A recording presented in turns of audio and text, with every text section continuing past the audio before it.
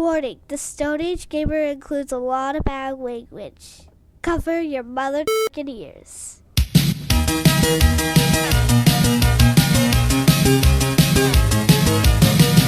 Good evening and welcome to the Stone Age Gamer Podcast. I am Kris Randazzo and joining me tonight is King of Swing, Dan Ryan. I mean, if there was ever a swinger, it's me, Kris. Donkey Kong is 40, and so are we. So we've decided to rank his career game by game. Bust out your monogrammed necktie because the Stone Age Gamer Podcast starts now.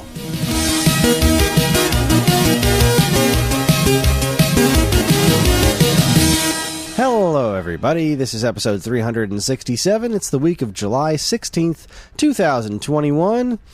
And, boy, have I had a couple of days, Dan. Yeah? A couple of days. Lay it on me. So my air conditioning died. Not yesterday, but the day before. Which is not ideal here in Satan's asshole, New Jersey. Yeah, which is where we all live currently. It is unpleasant. So, fortunately, man, that is so apt. Yeah, we live across the street from an air conditioning repair guy.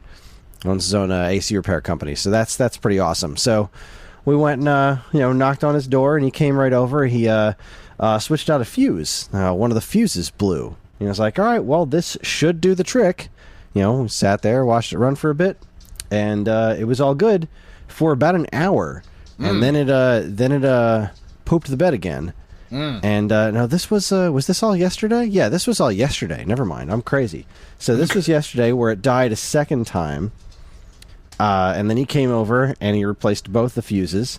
And then it ran great overnight. And then sometime this afternoon, it died a third time. Wow. And he was having a hard time figuring out exactly why, because, he hooked up his little electrical thing and it's not drawing too much power. Right. But we think it's just too hot outside. And the box that, my AC runs from, the fuse box, is super old. So they're not making like overheating? Great connections or anything. And sorry, the dog's behind me and it was just like, what are you doing down here?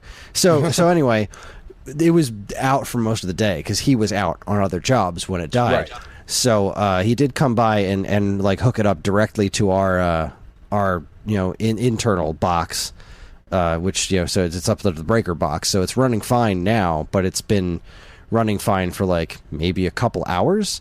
And that's not enough to balance out the house. No. So the wife and kids are over at my mom's where the air conditioning works, and I'm in the basement where it's actually okay here in the basement now. But like, I'm assuming that's why the dog's down here, because even when I'm the only one home, the dog's usually not hanging with me. She's waiting by the door for Karen to get home. Right. And but I'm assuming that the dog's down here because this is the only tolerable place in the house right now. So it's fun, but the good news is that he's a super nice guy and he's a neighbor and he likes us, and so he does it for cheap. That's awesome.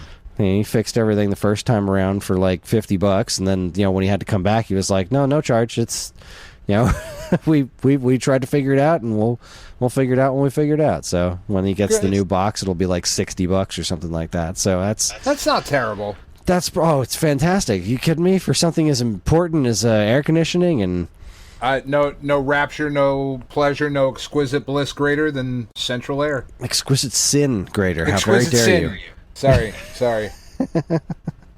It's been a while. It's been a while since I've seen that movie. It's been quite a long time since I've seen that. I like that movie too. That's a good movie. So other than that, also I went out to a movie theater. Yeah? To see the Widow in Black, I believe did. It's called? I saw the Spider Lady. The Spider Lady, that's there what was it was about. An astonishing lack of spiders in that movie. Just so misleading. Misleading. I was expecting a biopic on Black Widow spiders, but no, it's just a bunch of Scarlett Johansson. Which is, usually okay, but when you're expecting spiders... Yeah. So I was gotta say, huge disappointment. Huge, big letdown. Huge disappointment. Hated it. 2 thumbs down. I'll tell you what wasn't a disappointment, because we also went out for my annual Red Lobster dinner. Ah, yes. So I got me some Cheddar Bay biscuits. they offer bacon wrapped scallops now. Oh, fuck me. So I was able to. I always get the ultimate feast on my birthday. As well, you should. You're It's a good pretty man much the and you only deserve time I it. ever go to Red Lobster. We do that, and I usually get an appetizer like the lobster pizza, Yeah. which is what I usually get, and then I get the ultimate feast. But I'm not that huge a fan on the fried shrimp, right? They've got all kinds of stuff on the ultimate feast, but it's like the fried shrimp is just it's the lowest hanging fruit, right? Because you got shrimp scampi, you got crab legs, you've got mashed potatoes swimming in butter, you've got a lobster tail, and then you got some fried shrimp. Like, okay, but that's kids meal shit. yeah, this is fine. I'll eat it, and with a smile, but still. So I was able to substitute the fried shrimp for bacon wrapped scallops, and then it truly was the ultimate feast. That was everything I ever wanted it to be. I was so happy I could have cried. Cheddar Bay biscuits. That's fucking 6 to midnight right there. That is whoop. Yep, we're at attention. Yeah, Put it in me. doesn't get much better than that. And then we went to go see the movie, which I rather enjoyed. I loved it. Yeah, I understand why, and like even more so than the whole Trevor Slattery thing. Like, okay, but who's a Mandarin fan? Like, who's really a Mandarin fan? Like, but I could see how if you were you're a big Taskmaster fan, I could see being disappointed in the movie because of that. I can't. I thought it was awesome. It was very cool, but it was a pretty significant departure from the character, and that's why I could see just being disappointed in it. Like, not just because of what it is. Like, I don't want to blast spoilers all over the place exactly, not just because of exactly what it is, but because, like, okay, this is Taskmaster, and zero of that personality is there, and not in a way of like where the Trevor Slattery thing was just this really super clever, hilarious thing. Like, yeah. And That's also, fair. I mean, but the other part of it is that I keep trying to remind people, like, we're getting the Mandarin now. Like, we're actually getting the Mandarin in this new movie that's coming out now. So they didn't kill Taskmaster. That character could very well become the living embodiment of the comic book version. Well, and also, I mean, the one thing that they have done so very, very well in the whole Marvel Cinematic Universe is they've made it make sense. Yes. And that made sense. Yeah, no, it was that made it certainly made enough sense. There was there were aspects of the back half of that movie, like, all right, we were pretty well grounded, but now I'm on a floating fortress. Yeah, there were a few things, but still, this is a little off. And I have a pretty big question about, like, at the very end of the movie, where, again, this isn't a horrible spoiler or anything, but like, they all right, so it's time to get arrested by the military and Ross. It's time to get arrested, and then the next scene, she's like, not. Yeah, it was like a few years later, I think. Okay, I could have used a little bit more connective tissue there.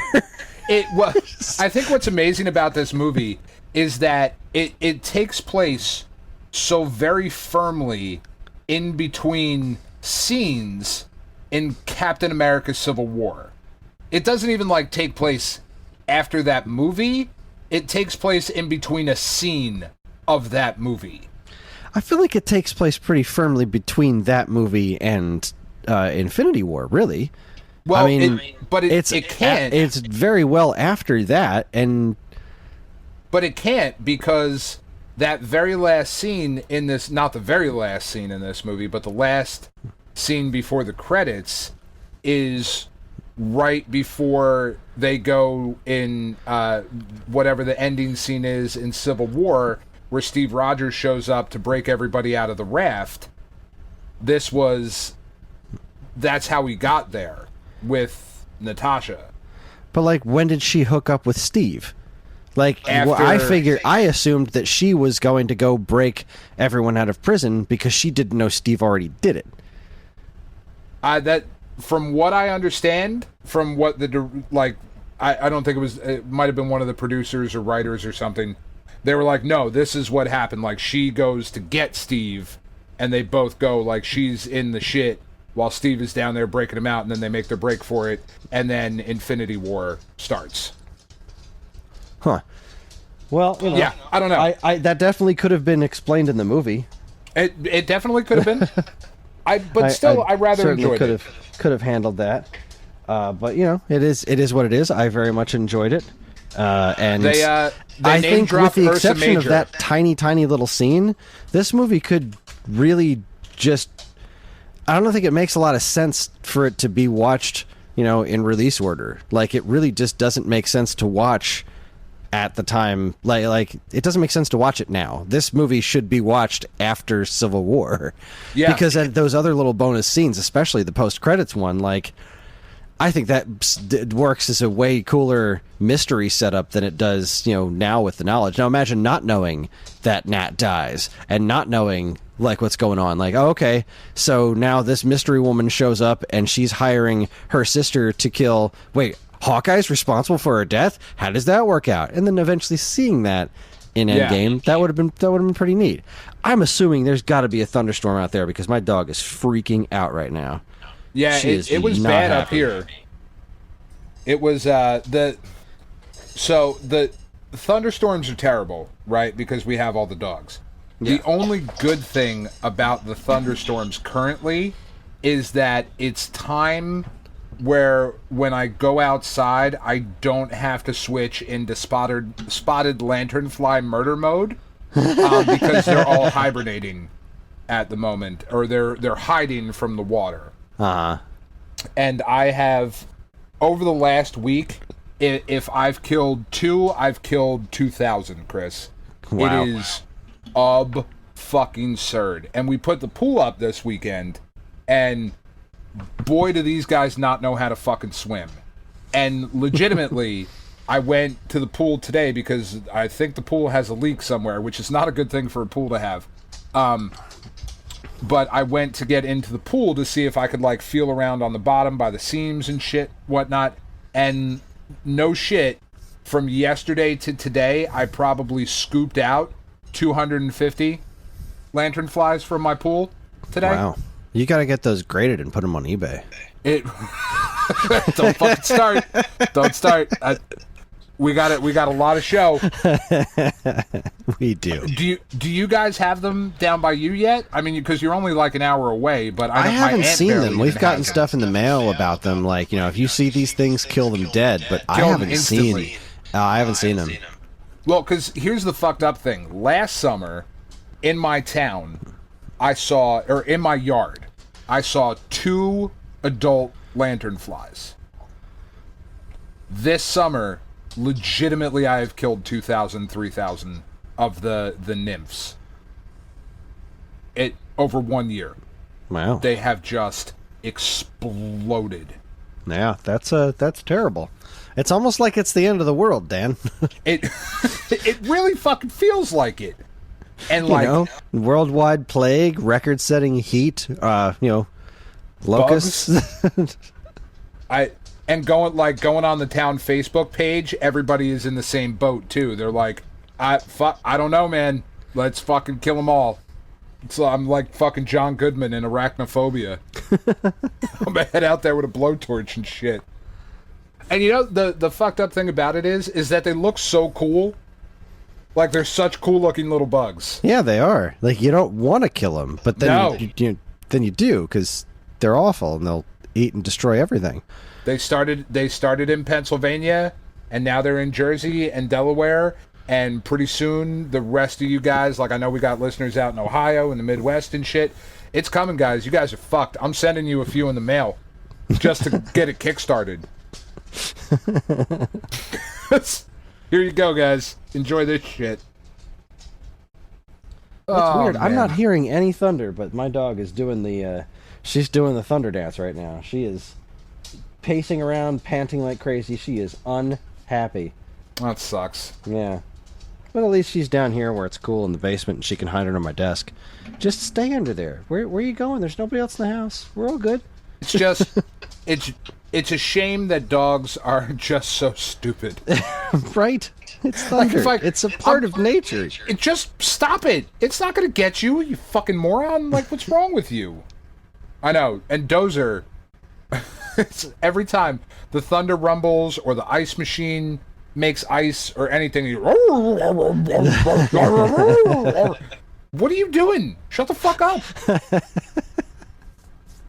You've been doing this for a year. It hasn't done anything. What you have done hasn't done anything to it, and it hasn't done anything to you. But it could, Dan. It could. It couldn't, though. That's the thing, but he's too dumb. He doesn't know. It's going to wake up one day and murder the whole family.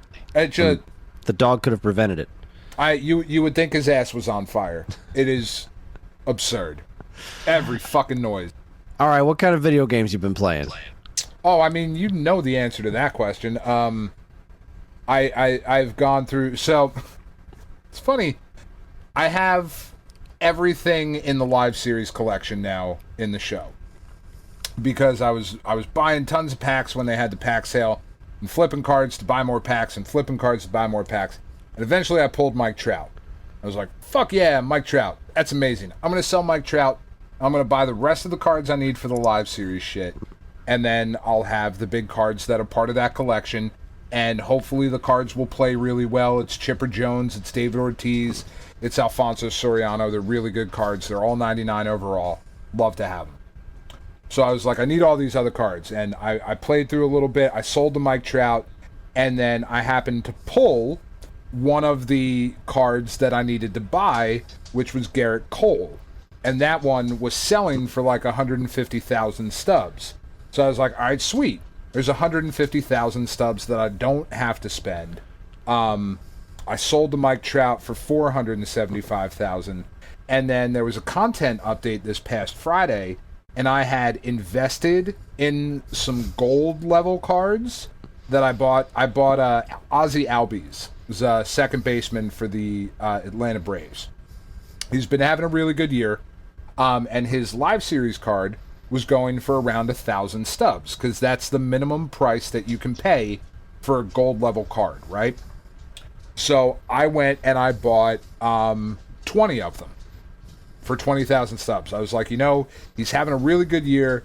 I think either this update or the next update, he's going to get boosted up to a diamond. And if he gets boosted up to a diamond, that $1,000 minimum value goes up to $5,000.